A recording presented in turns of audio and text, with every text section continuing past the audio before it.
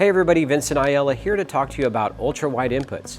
So let's jump into EventMaster and check it out. Here's the setup. We're using EventMaster Toolset 10.1. We have one screen destination with two outputs totaling a resolution of 3840 by 1080 at 5994. Additionally, we have assigned an output for one of our multi-viewers and we have patched in two inputs. One is a corporate PC and one is my MacBook Pro M4 Pro. Both have been set to extended desktop mode. And both are utilizing USB-C to DisplayPort cables. Just as a note, we could have also used the Tri-Combo card as an input for ultra-wide inputs. Let's take a look at these DisplayPort inputs. We'll select the PC. We'll go to the EDID tab in the input panel and we'll enable Display ID block. This will allow us to use horizontal resolutions that exceed 4096 in the EDID. Then we'll open the format picker and we'll select 7680 by 1080 and we'll hit apply. We can see our current EDID is now 7680 by 1080. Let's go back to the settings tab.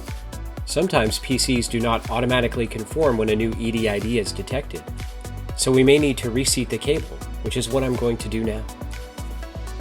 You'll notice the connector is going to turn red, and when I re-establish a connection by plugging it back in here in the studio, it will turn green, indicating the sync is good and valid once again. Alright, there we go. It's turned red, indicating loss of signal. We'll also see that loss of sync in our multi-viewer. Now I'm going to re-establish connection by plugging it back in.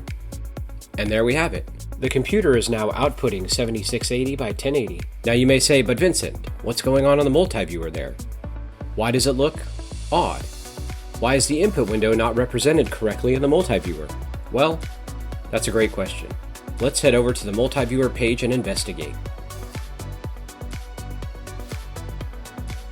Right off the bat, the first thing we want to do is refit the window.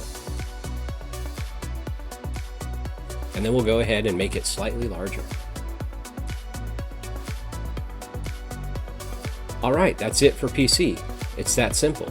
To recap, you simply go to the EDID tab, enable the Display ID block, establish the EDID format, and then potentially reconnect your PC. We can now use that input in everyday operation. But let's head back to the configuration page and take a look at the MacBook input. Here we have the Mac input. The first thing we want to do is go to the EDID tab and make sure that the Display ID block is disabled in the input panel. If Display ID block is enabled, this Mac will not allow resolutions larger than 4096. Once we ensure Display ID block is disabled, we can proceed. Let's head over to the Mac and let's start tuning that in. Now for this part of the demonstration, we need a third-party piece of software called SwitchResX with the Pro license installed. SwitchResX will help us force a specified resolution. Now, just like for the PC, before we start, we want to make sure that our output here is set to extended desktop, which I completed before we started this demonstration. Let's head into the display settings and take a look. Here are the display settings. Now, to be fair, because SwitchResX is going to force the resolution, most of these settings are effectively irrelevant except for the extended desktop mode. Let's head over to SwitchResX in the settings menu and launch it.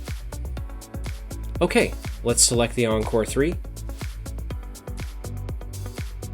Let's establish a custom resolution for the Encore3 by clicking this plus button. And we're going to use simplified settings for this to make it easier.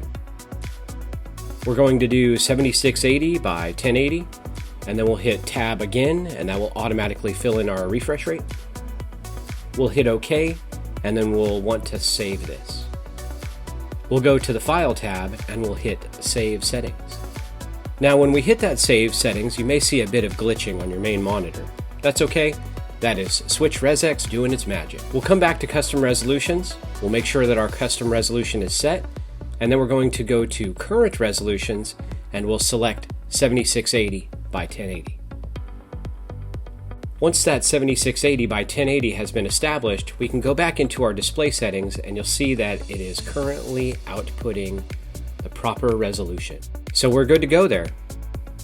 Okay, now if we go back to EventMaster toolset and take a look at the Mac ultrawide settings, we'll see that the format is good and valid, and we're seeing the format come in at 7680 by 1080. But it looks like our multi-viewer needs to be tuned in just like it did for the PC. Let's head over to the multi-viewer page and fix that. We're going to select the Mac ultrawide window and hit refit, and then we're going to size that up a bit.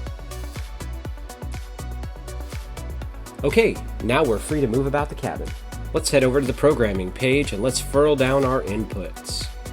And now we can see here our PC ultrawide. Let's bring the PC ultrawide in as a layer. Here we have the layer that we can size up and down.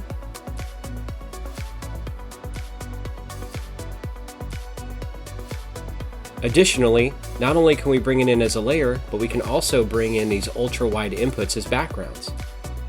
Not just any background though, but a repositionable background. Here we have our repositionable background that we can freely move.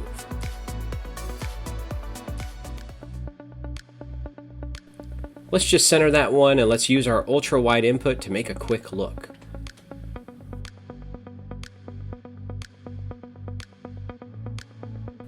And then we'll go to preset and save this from preview just for fun. Alright, there we have it.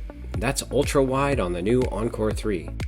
As always, if you have any questions or comments, please feel free to reach out to us at Encore3 at Barco.com. Thanks and take care.